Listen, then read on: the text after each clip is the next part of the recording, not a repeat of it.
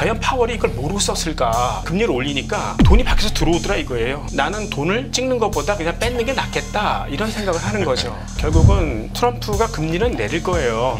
근데 이 사람도 지난 4년 동안 봐온 게 있죠. 그러니까 돈을 뺏어 보니까 좋더라. 미국이 금리를 내리되 다른 나라보다는 상대적으로 높은 금리를 유지해 볼까? 계속 돈이 미국으로 들어올 수 있게. 트럼프가 몰고 올 증시의 명암 이렇게 얘기를 할 수 있을 것 같은데 교수님 일단 미국 대선에서 지금 트럼프 전 대통령이 당선될 것이다 라고 하는 어떤 그 분위기가 무르익고 있는 것 같은데 어떻게 보십니까? 그러니까 이게 바이든의 어떤 건강 문제뿐이냐라고 생각하는 거죠. 그러니까 왜 하필이면 이렇게 어떤 그런 약간 좀 치매 환자 아니면 돈키호테 뭐 이런 사람밖에 없을까 이렇게 생각하는데 이런 우리나라도 그렇고 이제 세계적으로 정치인들 중에 그 스타가 별로 없는 것 같아요. 그러니까 지금의 원래 그 정치적인 스타들도 결국 어떤 문제를 해결하면서 이제 그 탄생하는 거 아니겠습니까? 근데 지금의 어떤 사회 문제라는 게 인구 구조에서 오는 굉장히 구조적인 문제이기 때문에 쉽게 해결을 할 사람이 별로 없지 않는가 뭐 이렇게 생각하는 거죠. 이제 그런 차원이라면 이런 어떤 규제를 통해서 그러니까 개혁을 통해서 뭘 해보겠다는 민주당보다는 그냥 뭐 시장에 맡겨두자, 규제를 최소화하자 이런 어떤 공화당의 설득력을 얻는 게 아닌가 뭐 이런 생각을 하는 거고요. 그러니까 빅텍 같은 경우도 처음에는 민주당을 많이 지지했었거든요. 민주당이라는 게 개혁이 필요하고 개혁을 하려면 뭘 알아야 되기 때문에 과학기술을 많이 지원해주고 규정을 많이 만들어줬죠. 그러니까 이 실리콘밸리의 빅텍들도 그쪽을 많이 이제 좀 민주당을 옹호하다가 최근에는 약간 분위기가 돌아서는 것 같아요. 그러니까 자기도 이제 머리가 굵었는데 좀 가만 내버려 두지. 근데 이제 민주당은 하나하나 건건히 다 이제 그 규제를 하니까요. 뭐 인공지능 같은 경우도 뭘 하면 된다 안 된다를 다 말하지 않습니까? 공화당 같은 경우에는 알아서 해봐라 일단. 그리고 다만 법적 책임은 너희가 진다. 이렇게 가니까 공화당 괜찮은데? 이래서 이제 그 기부금도 그러니까 정치헌금 같은 경우도 이제 트럼프 쪽으로 많이 주고 그래서 약간 대세가 결국은 우리 사회에 그 인공지능이라는 거, 그러니까 사람들이 부가가치 할 수 있는 새로운 어떤 툴이 나왔기 때문에 그냥 내버려 두는 게 맞는 분위기 아닌가 그런 차원에서는 공화당이 좀 득세하는 게 아닌가 이렇게 생각합니다. 네. 이게 뭐 추가적인 질문이긴 합니다만 뭐 미셸 오바마나 해리스 부통령이나 이렇게 좀 대체 자원이 나와야 하는 거 아니냐 하는데 뭐 그렇게 실현 가능성이 높진 않은가 보죠. 그러니까 뭐 아직 너무 지명도가 낮고요. 그러니까 그런 사람들을 따지기보다는 그러니까 그런 사람들의 성과를 보면 아직 그 아주 뚜렷한 대통령이 될 만한 성과는 없고 결국은 이제 그냥 이런 이 시류에 내버려 둘 수 있는 그런 규제 완화를 지향하고 있는 공화당이 득세를 해간다. 이게 맞는 것 같습니다. 예. 지금 분위기는 뭐 거의 당선이 된 것 같은 분위기라고 할 수 있을 것 같아요. 그렇죠. 그 총격 사건이 있은 이후에 이미 이제 트럼프가 과거에 증시에 영향을 많이 미쳤던 것으로 기억을 하고 있는데 정권 초기예요, 특히요. 근데 이번에도 이미 지금 선거도 본격적으로 하기 전에 이미 시장에 영향을 크게 미치고 있는 게 아니냐 이런 얘기가 나오고 있는 것 같아요. 일단 금리부터 지금 증시에 영향을 많이 줄 거고 경제에 대해서 지금 금리가 민감하게 반응하고 맞습니다. 있는데 만약에 트럼프가 당선하게 된다고 한다면 금리의 향방은 어떻게 움직일까요? 지금 보여지고 있는 흐름이 더 강화되는 흐름이 될까요? 그러니까 증시에 가장 이제 영향력 있는 변수가 이제 금리가 된 지가 꽤 오래됐죠. 근데 일단 그 트럼프는 계속해서 파월을 해고하겠다고 그랬어요. 집권하면 파월을 자르겠다. 그 이유는 내가 그렇게 이제 열심히 경기를 부양해 놨는데 그거를 고금리를 통해서 다 망가뜨렸다. 뭐 이렇게 얘기를 하는 거죠. 근데 파월이 하는 얘기는 야 고용이 상대적으로 강하지 않느냐 이렇게 강한데 재정 적자가 뭐 GDP의 5% 이상 되는 건 너무하지 않는가? 그러면 약간 좀 이 지금의 고금리가 그렇게 나쁘지 않다 이렇게 얘기하는 거예요. 근데 제가 보기에는 이 정책금리 5.5%도 비정상이에요. 그러니까 여기에는 저는 처음부터 이제 이 고금리 정책에 대해서 이상하다. 맞지 않고 어떤 의도적인 목적이 있다라고 생각했었거든요. 그러니까 사실 이게 이 코로나에서 온 게 결국은 공급망 이 불안에서 온 거 아니겠습니까? 제가 예를 들어 이제 유통상입니다. 물건이 별로 없어요. 근데 이 가격을 올릴 만한 요인이 발생하면 어떻게 될까요? 나는 그걸 갖고 이용을 하려고 할 거예요. 예. 그렇죠. 유동산 모든 유동상의 심리 아니겠습니까? 근데 이 고금리라는 게 예를 들어서 주택, 그다음 에너지, 그 곡물이나 원자재 이런 거에 전부 다 보관 비용이잖아요. 코스트 오브 캐리라고요. 그러니까 이게 코스트 푸시를 더 강화시키는 거죠. 예, 그래서 사실 이 물가를 더 증폭시켰다 이렇게 얘기할 수 있는데 네. 과연 파월이 이걸 모르고 썼을까? 그렇죠. 아마 그 사람도 선수인데 좀 알지 않았을까 이렇게 생각하는데 이제 추론을 해보면 미국이 계속 이제 빚이 늘고 있잖아요. 그렇죠. 그러면은 이제 국채를 계속 발행을 해야 되고 소화하는데 한계가 있고 그러면 미국 중앙은행도 돈을 찍어서 일부는 사줘야 돼요. 그럼 그 돈이 풀려 나갈 거 아니겠습니까? 그렇죠. 근데 금리를 올리니까 돈이 밖에서 들어오더라 이거예요. 누가 미국 국채를 누가 안 사겠어요. 금리가 이 정도는 되는데. 그러니까 일단 나는 돈을 찍는 것보다 그냥 뺏는 게 낫겠다 이런 생각을 하는 거죠. 그래서 밖에서 들어온 돈을 갖고 미국 기업들은 투자하시고 그다음에 이제 미국에 저항을 하는 중국이나 러시아나 뭐 중동 이런 쪽은 혼내주고 그러니까 일석이조가 아닌가 뭐 이런 생각도 좀 하는 것 같고 또 이제 가장 이 기존 금융 체계에 대항을 하는 게 민간 디지털 금융 플랫폼 아니겠습니까? 예. 뭐 암호화폐로 대변이 되는 네. 이제 그런데도 사실 아직은 기술 기업들이기 때문에 그 초저금리가 필요하지 않습니까? 근데 금리를 높여가지고 이거를 제한시킨 거죠. 그래서 트럼프가 들어오면 일단 금리는 조금 낮춰줄 거다. 그거는 네. 증시에 굉장히 좋은 뉴스다.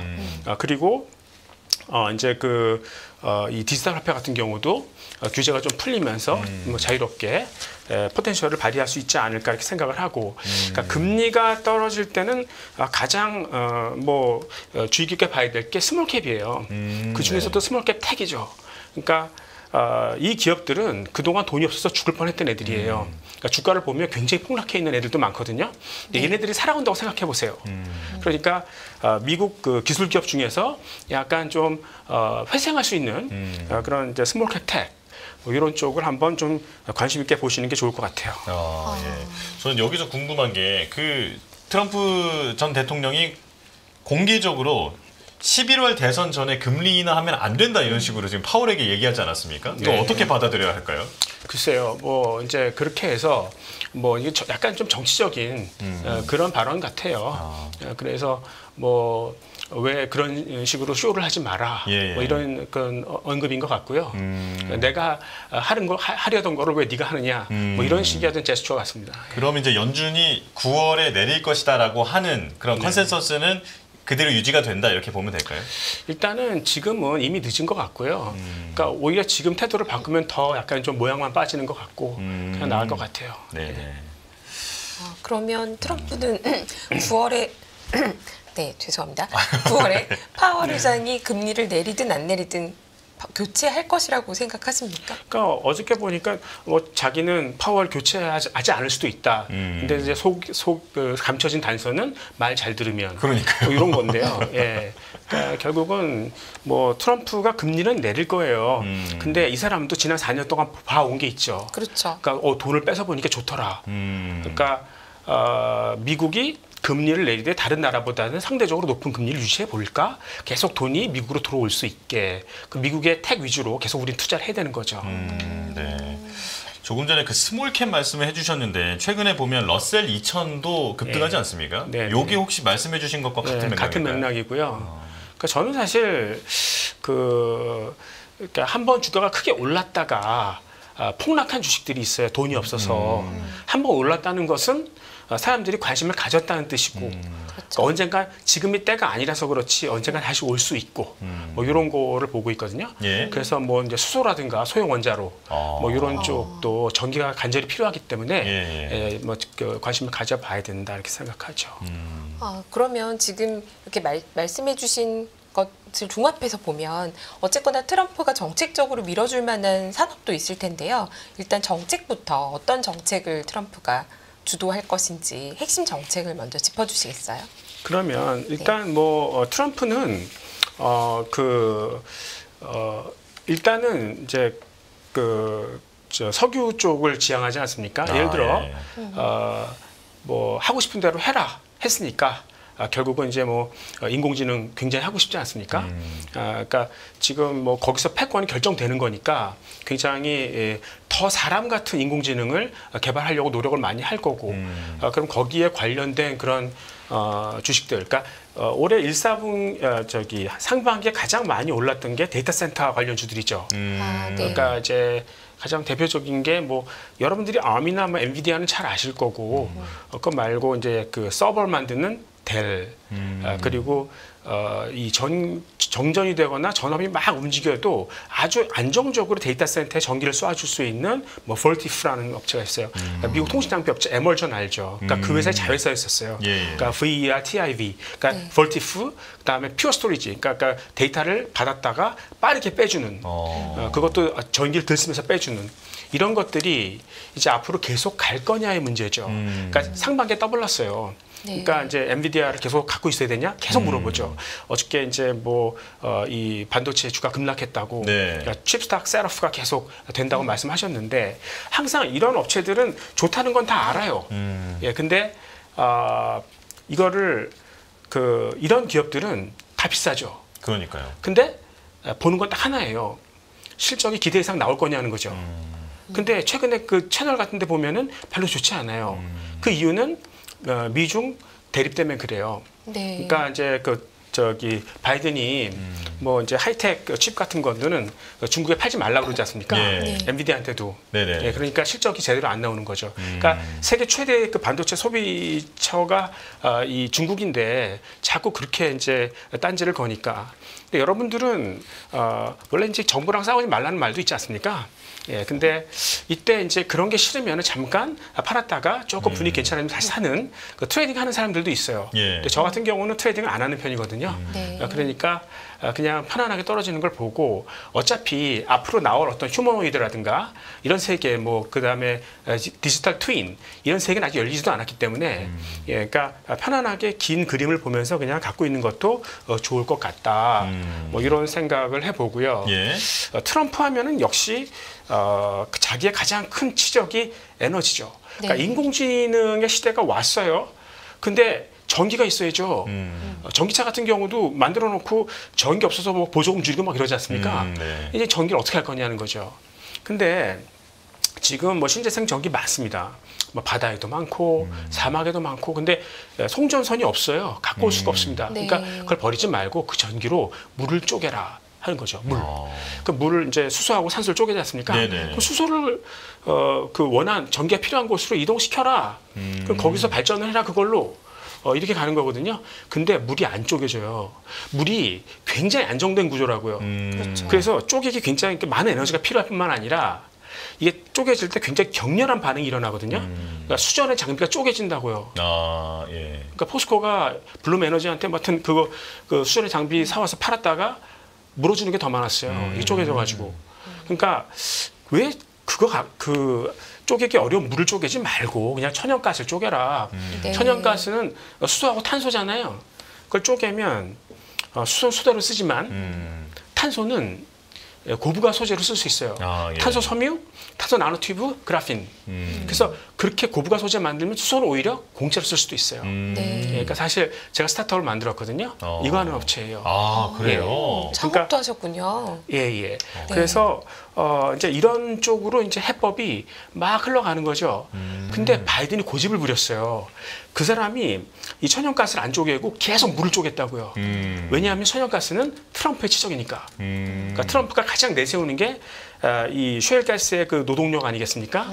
시간당 60불 넘어가는 고임금 노동력. 네. 그러니까 이제 트럼프가 집권을 하게 되면 분명히 여기는 그러니까 그렇다고 뭐 그린 하이드로젠 이 물 쪼개는 거를 그냥 포기할 거냐 그렇지는 않고 여기다가 천연가스를 쪼개는 그 블루 하이드로젠까지 더해서 수소의 저변이 좀 넓어질 것이다. 이런 기대를 가질 수 있다. 그래서 가장 크게 보는 건 그 두 개고 뭐 하나 더 붙인다면 이제 국방의 문제에 대해서 신경 써야 될 것 같아요. 아, 네. 그러니까 지금 트럼프라는 사람이 되게 글쎄요. 그러니까 처음에 말을 막 하는 사람 아닙니까? 그러니까 막 협박을 하죠. 그렇죠. 네. 나중에 잘 안 될 것 같으면 이제 타협하자 그러고. 네네. 네. 근데 이제 유럽이 약간 좀 독이 오른 상태예요. 그러니까 요즘에 프랑스에서 이 극우파가 판을 치지 않습니까? 맞아요. 영국은 노동당, 그러니까 거의 사회주의잖아요. 그러니까 극으로 간다는 얘기는 사람이 불만이 굉장히 많다는 얘기예요. 근데 이 유럽의 불만을 누가 만들었냐면 사실 미국이 만들었다고 해도 과언이 아니에요. 그러니까 지금 유럽이 저성장 지역인데 여기서 인플레면은 이 인플레를 만회할 방법이 없어요. 성장이 없기 때문에. 근데 이 에너지 가격이 왜 떴냐? 러시아 우크라이나 전쟁 때문에 떴지 않습니까? 네. 근데 그 단초를 만든 사람이 트럼프예요. 그러니까 원래 이제 그 러시아에서 우크라이나를 지나서 유럽 쪽으로 가는 송유관이거든요. 근데 우크라이나가 자꾸 나토로 붙잖아요. 그러니까요. 그러니까 러시아가 나는 직접 그 이 발트 해저를 지나거나 뭐 이렇게 직접 뭐 독일이나 이런 프랑스로 가는 그런 관을 만들겠다. 근데 트럼프가 반대한 거죠. 거기에 동조를 하는 이들은 다 생션을 그 제재하겠다. 뭐 이렇게 간 거죠. 그래서 러시아가 결국 혼자서 이 프로젝트를 완성했어요. 결국은 못 틀었어요.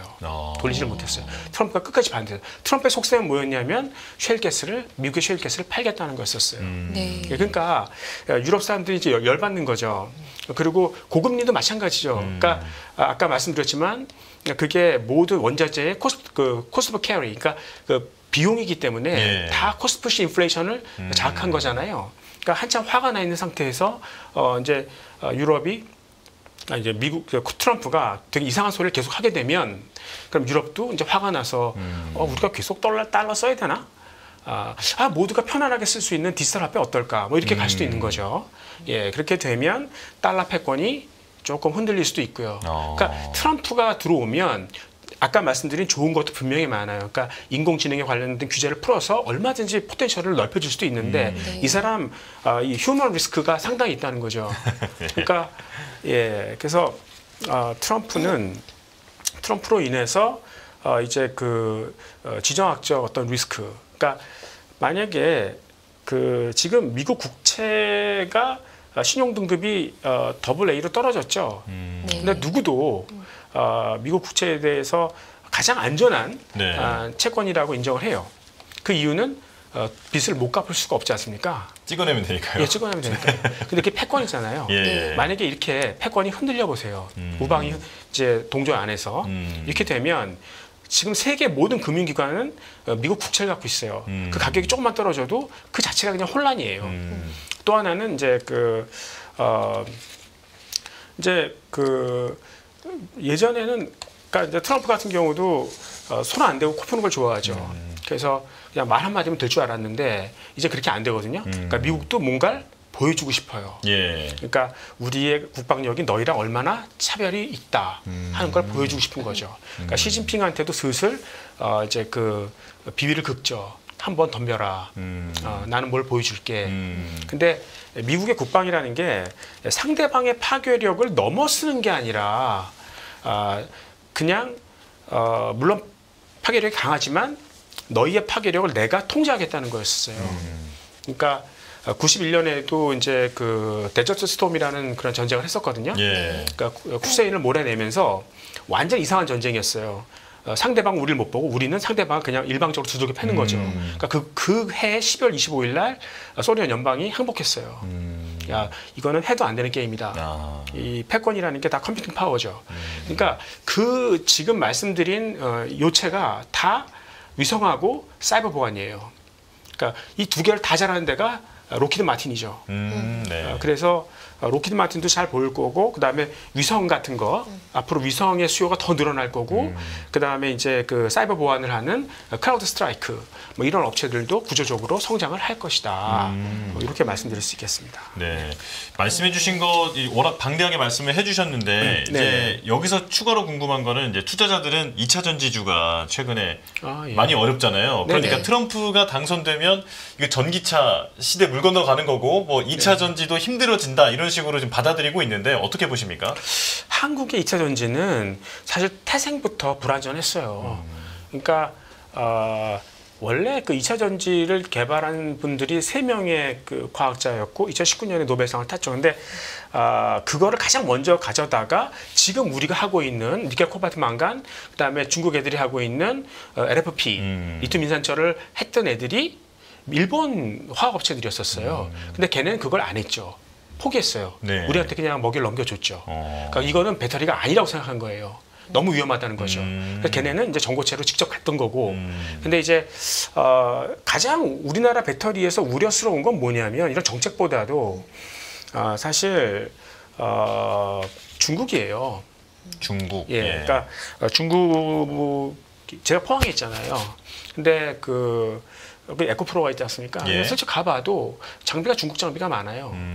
그리고 나는 중국이 들어와서 그 멀쩡한 산업을 못 봤어요. 그렇지 않았어요? 옛날에? 그렇죠. 나 네. 그 펀드 매니저 할 때 어느 산업에 중국이 들어왔다. 뭐 철강도 그렇고 알루미늄, 뭐 태양광 패널, 디스플레이 다 중국 들어오면 다 팔았어요. 그러니까 걔네들은 꼭 공급 과잉을 만든다고요. 예. 그래서 지금 이 중국 애들의 어떤 그런 설비 확장 계획이라는 게 무시무시하거든요. 걔네가 지금 우리랑 딱 그 구분이 돼 있죠. LFP, 우린 니켈 코발트 망간. 걔네가 우리 할 거 안 할 것 같아요? 중국 애들이 어떤 애들인데 안 해요. 지금은 못하는 이유가 특허 때문에 그렇죠. 특허는 만료되게 돼 있어요. 예. 한 기술 다 20년이에요. 그게 이제 끝나는 때, 그러니까 페이턴트 클리프라고 그러죠. 그러니까 그게 끝나면 이제 본격적으로 들어올 거고, 그러니까 한국의 우리가 뭐 배터리 시장을 선점해서 돈을 많이 버는 건 좋아요. 네, 근데 잘 했는데 앞으로는 쉽지 않은 게임일 거고, 예, 그리고 뭐 사실 한국 배터리 한계는 굉장히 많거든요. 예. 그러니까 이제 예를 들어 파우치다. 그 파우치가 미래의 배터리는 파우치가 아니에요. 근데 우리는 파우치를 고집해요. 그 얘기는 가전에 쓰는 이 배터리가 다 파우치잖아요. 예. 우린 여기서의 어떤 노하우가 있기 때문에 이걸 고집하는데 조금만 배터리 기술, 그러니까 BMS가 배터리 매니지먼트 시스템이 발전하게 되면 각형이나 원통형이 훨씬 더 공장 자동화가 쉽고 예, 안전하다고요. 그게 예. 더. 네. 예, 그래서 우리로서는 조금 쉽지 않은 국면에 있다 이렇게 생각하는 거죠. 재미는 많이 보지 않는가 이렇게 생각하는 거죠. 그 앞서서 지금 말씀해주신 내용 중에 셰일가스도 잠깐 말씀해주셨는데요. 네. 천연가스 개발을 사실 그 LNG 수출 터미널을 바이든 행정부는 몇 개를 꽤 많이 상당량 캔슬을 하지 않았습니까? 아예 네네. 취소를 하고 더 이상은 짓지 않겠다, 친환경으로 간다라고 했는데 네네. 만약에 트럼프가 당선이 된다면 네네. 이 흐름은 다시 그러면 LNG를 유럽으로 수출하려는 시도로 가게 될까요? 근데 물론- 앞서서 또 말씀하신 부분 중에서 유럽은 기분 나빠서라도 이제 그냥 안 하겠다.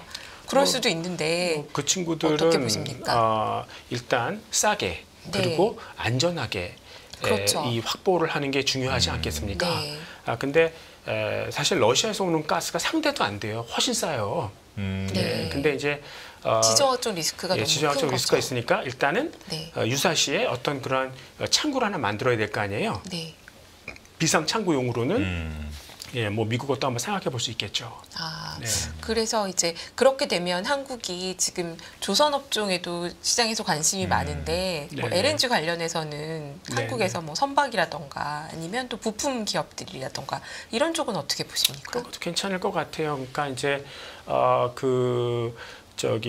선박의 또 연료도 바뀌고 있고요. 네. 예, 그리고 수소나 그러니까 수소 경제가 열린다 하더라도 그거를 갖고 올 때 똑같아요. 막 컴프레싱 시켜가지고 액화를 시킨 다음에 그걸 이제 저장해서 갖고 와야 될 거 아니겠습니까? 네. 근데 이제 수소는 조금 많이 눌러야 돼요. 그런데 그걸 거기다 수소에다 질소 섞잖아요. 그 암모니아가 돼요. 암모니아는 훨씬 편하게 갖고 올 수 있어요. 네. 그래서 근데 다시 그걸 또 수소로 만들어야 되기 때문에 그런 터미널 같은 거 있지 않습니까? 그 다음에 운반하는 그런 배, 뭐 이런 것들은 예, 수요가 많이 있을 것 같고, 뭐 재미있는 걸 말씀드리면 MIT 박사 출신 한국 분 3명이서 이제 스타트업을 만들었거든요. 네. 예, 근데 선박의 연료가 암모니아예요. 연료가 암모니아. 예, 암모니아 탱크가 있어요. 아, 예, 근데 예. 그 탱크에서 이제 마개를 싹 통과하지 않습니까? 그럼 수소로 바뀌어요. 그러니까 이 사람들은 그 컨버터를 마개를 만든 거죠.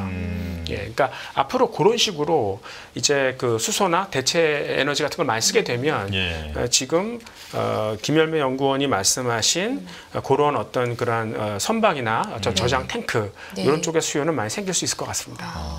전 수소도 좀 여쭤보고 싶은 게 사실 수소 같은 그러니까 그 천연 에너지들 중에서 그러니까 친환경 에너지들 중에서 수소 경제가 언젠가 온다 이런 얘기는 몇 년 전부터 많이 있었습니다만 최근에는 이제 시장에서는 완전히 소외되어 있는 느낌이거든요. 그렇죠. 네. 이게 트럼프 시대가 되면 더 어려워지는 거 아니냐 이런 얘기를 많이 하는데 그런데 그렇게 안 보십니까? 그러니까 이제 그 플러그 파워 같은 업체가 대표적으로 거의 죽었었죠.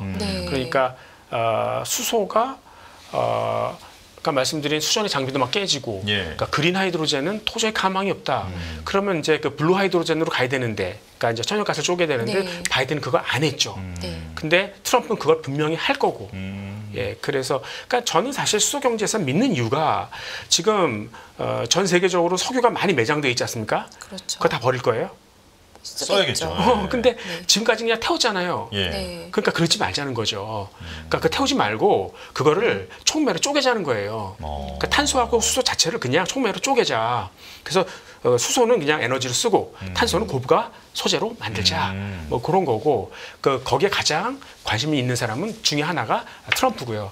미국이 굉장히 산유국이잖아요. 예, 그다음에 이제 이런 수소 경제가 빠르게 이제 발전하는 곳이 그런 산유국들이에요. 중동 산유국이나 이런 쪽이죠. 예, 그래서 될 수밖에 없을 것이다 생각하는 거죠. 네. 그러면 이제 저는 그 바이든 대통령이 지금 트럼프 전 대통령과 뭐 모든 면에서 대척점이 있는 것처럼 여겨지지만 사실은 바이든도 중요하게 생각하고 트럼프도 중요하게 생각하는 섹터가 있을 것 같거든요. 혹시 뭐 생각하고 계신 부분이 있을까요? 그건 두말할 필요 없이 패권이죠. 패권이요? 그럼 중국 대리기라는 말씀이실까요? 그렇죠. 그러니까 뭐 바이든은 외교를 통해서, 그러니까 민주당은 외교를 통해서 중국을 압박하는 거고요. 그러니까 친환경을 급하게 선회했던 이유도 유럽이 친환경을 좋아하잖아요. 그러니까 그 자기 어떤 진영을 구축하기 위해서 외교력을 극대화시키기 위해서 리더십을 갖기 위해서 친환경으로 빨리 갔던 것도 큰 이유 중에 하나예요. 근데 트럼프는 그때 공화당은 전통적으로 군사력을 좋아하죠. 예. 근데 이제 그 군사력을 그동안 안 썼지 않습니까? 근데 이번에 한번 그러니까 패권을 확인할 수 있는 가장 경제적이고 쉬운 방법이 무엇이냐 한번 보여주면 되는 거죠. 근데 그게 여러분들이 생각하는 그러니까 어떤 사람들은 뭐 지금 러시아 같은 경우도 이 초음속 발사체 같은 게 있다. 그거 어떻게 잡을 것이냐. 그러니까 뭐 극단적으로 얘기하면 러시아가 미사일을 쏜다. 다시 러시아로 돌아오면 어떻게 돼요? 예, 그러니까 그런 지금 한 바퀴 돌아서요? 아니요. 그러니까 그걸 미스리드 시키는 거죠. 그러니까 그걸 해킹시켜 버리는 거죠. 예, 그래서 지금 그 마이크로소프트 오피스에 그 백도어가 있다는 얘기가 있어요. 그러니까 여러분들이 하고 있는 일들을 미국은 다 일일이 보고 있어요. 그리고 그런 빅텍들이 그다음에 일론 머스크도 마찬가지죠. 지금 민간 위성 돌리지만 그거 갖고 다 첩벌 보는 거죠. 그걸 다 기여를 하는 거죠. 그러니까 이 빅텍이 상당히 미국 그 정권의 국방을 위해서 기여를 하고 있고 그래서 미국 정권도 함부로 빅텍을 무시하지 못할 것 같고 그래서 빅텍이 하고 싶어하는 인공지능을 그렇게 막 규제를 못할 것이다 이렇게 생각하죠. 그러면 패권 말씀해 주셨는데 트럼프가 대선에 이제 집권이 된다라고 했을 때는 미중 갈등은 어떻게 될 거라고 보시나요? 미중 그거는 누가 되든 똑같아요. 더 나빠질 그래도 이제 똑같다는 게 지금 워낙 안 좋았기 때문에 좀 좋아지는 방향은 안 되고 더 나빠진다고 보시나요, 혹시요? 글쎄요, 뭐 그럴 수도 있는 거고요.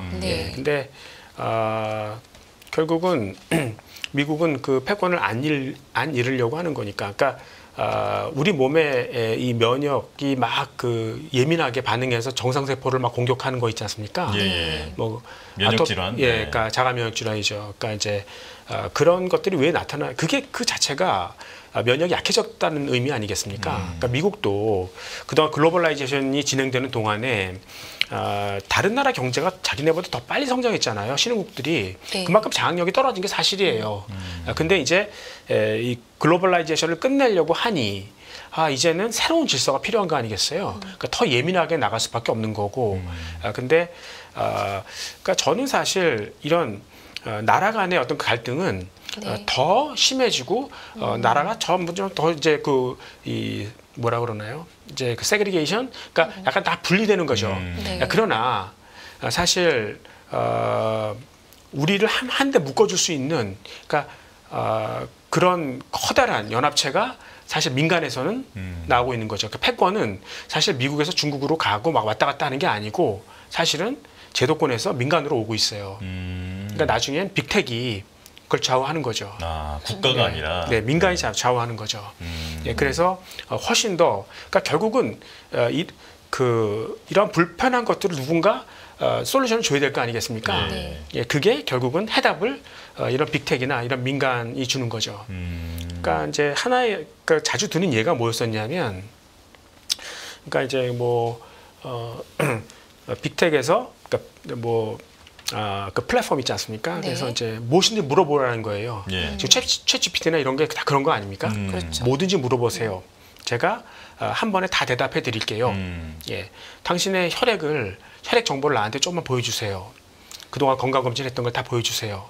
그러면 그걸 분석해서 당신은 지금은 이런 병이 없지만 몇 년 후에 이런 암이 걸릴 확률이 몇 프로입니다. 그러니까 지금 이걸 피하려면 지금부터 생활 습관을 이렇게 바꾸고 이런 약을 지금부터 좀 복용하는 게 좋겠습니다.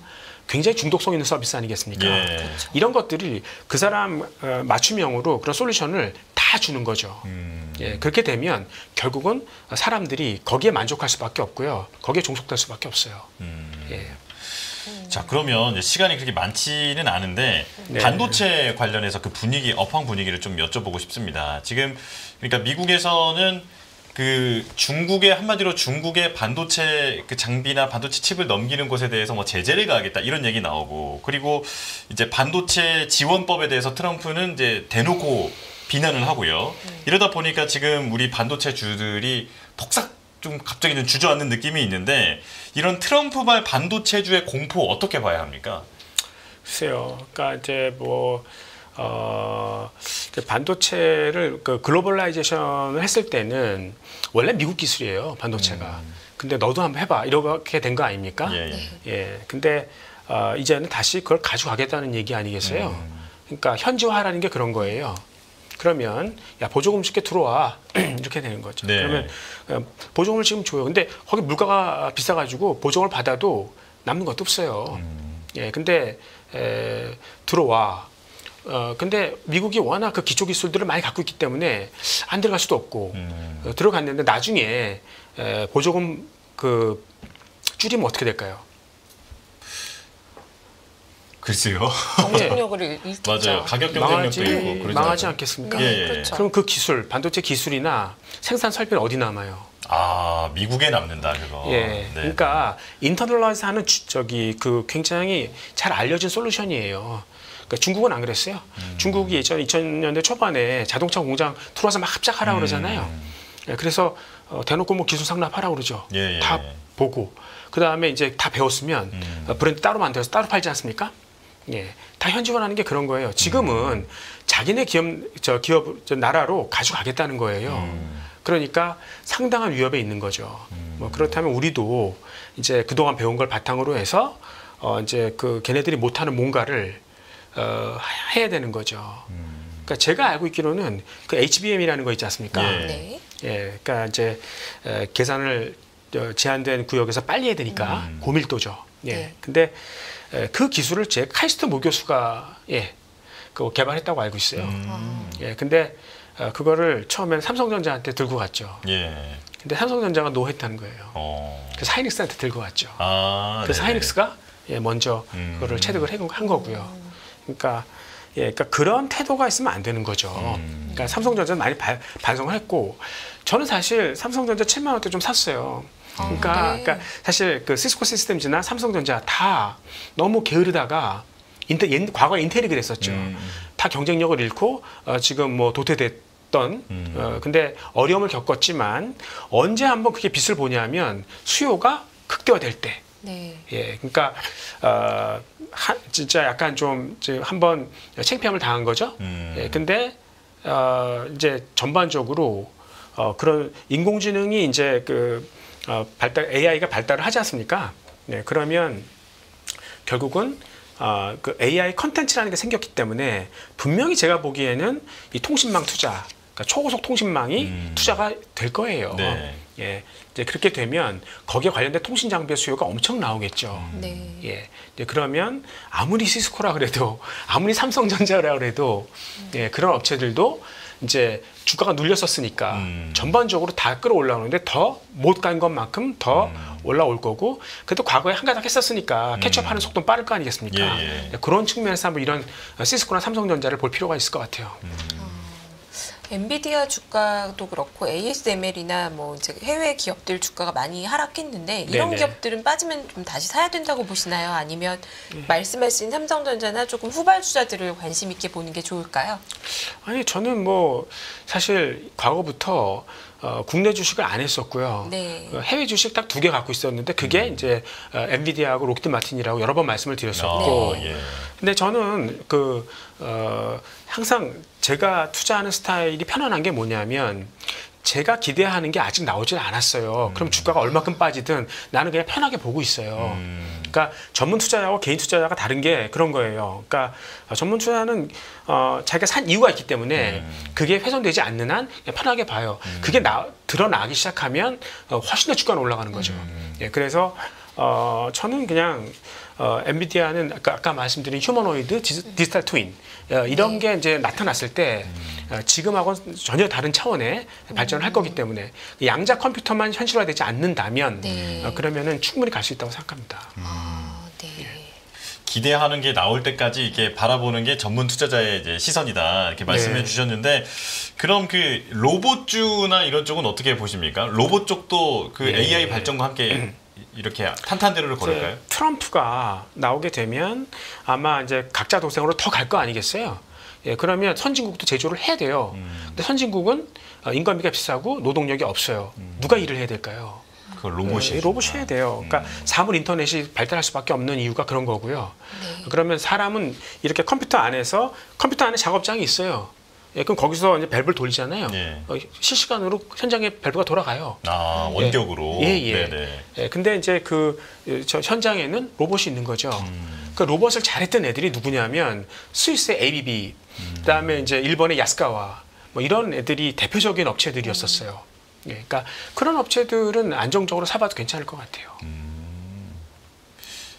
그럼 이제 휴머노이드 로봇이 더 각광받을 거라 생각하시는지 아니면 협동 로봇이 더 주목받을까요? 진짜 관심은 휴머노이드죠. 왜 그러냐면 만약에 기계가 그냥 공장에만 있는다 그러면 수요가 그렇게 크지 않아요. 근데 우리 사회가 모두 다 사람이 쓰기 편하도록 만들어졌다고요. 예. 그럼 사람처럼 생겨야 돼요. 그럼 사람과 같은 생각을 할 수 있고, 예. 근데 이제 많은 사람들이 사람의 수준으로 못 따라올 거다. 기계가 상상을 할 수 있겠냐? 네네. 상상할 수 있어요. 그러니까 기계에게 어떤 그러한 가치관을 주고 무엇이 옳다, 무엇이 그르다. 그리고 다음에 네가 할 일이 뭐다. 이런 거를 주면은, 그러니까 어떻게 보면 인간이 만든 피조물이죠. 예, 충분히 될 수 있어요. 그러니까 사실 규제를 하는 건 맞는데, 하여튼 그러니까 주제 넘지 않도록 잘 그 범위를 정해주긴 해야 되겠죠. 예. 네. 네, 오늘 굉장히 다양한 산업에 대해서 기업에 대해서 말씀해 주셨는데요. 마지막에 정리 차원에서 여쭤보면요. 여전히 록히드 마틴과 엔비디아를 최고의 주식으로 보시나요? 아니면 좀 더 살펴볼 만한 기회가 다른 쪽에 더 있다고 보시나요? 예. 저는 굉장히 투자 기간이 길어요. 네. 그래서 그 주식을 좋아하고 네. 최근에 좀 그러니까 주의 깊게 작년 말부터 얘기했었어요. 뭘 얘기했냐면 한참 올랐다가 주가가 95% 떨어진 거. 그래도 지금 거의 망한 거 돈이 없어서. 근데 다시 걔네들이 어떤 애들이 살아 돌아올까? 그래서 그 산업에서는 넘버 원들이거든요. 그러니까 예를 들어 수소를 하는 플러그 파워, 그 다음에 이제 그 3.5세대 소형 원자로 하는 뉴스케일 파워, 그 다음에 이제 충전소하다가 망한 그 저기 찰지 포인트. 네. 그다음에 이제 그 구글 자회사지만 지금 뭐 인공지능 기술이 아직은 미흡해서 조금 버벅거리고 있는 23andMe, 그러니까 이제 유전자 진단, 그러니까 네. 저 진단하는 회사죠. 네, 그러니까 그런 업체들은 밑에서 좀 사보고 있어요. 네. 뭔가 이게 꿀팁이라는 생각이 네. 듭니다. 자, 시간이 훌쩍 지나가세요. 여기서 인사드리겠습니다. 김학주 한동대 ICT 창업학부 교수님과 함께했습니다. 고맙습니다. 네, 고맙습니다. 네. 감사합니다. 안녕하세요. 이승입니다. 더 많은 영상을 보고 싶으신 분들은 화면 오른쪽에 있는 구독 버튼을 눌러주시기 바랍니다. 그리고 영상을 보시면서 좋아요는 필수인 거 아시죠? 항상 인포맥스 라이브를 사랑해주셔서 감사합니다.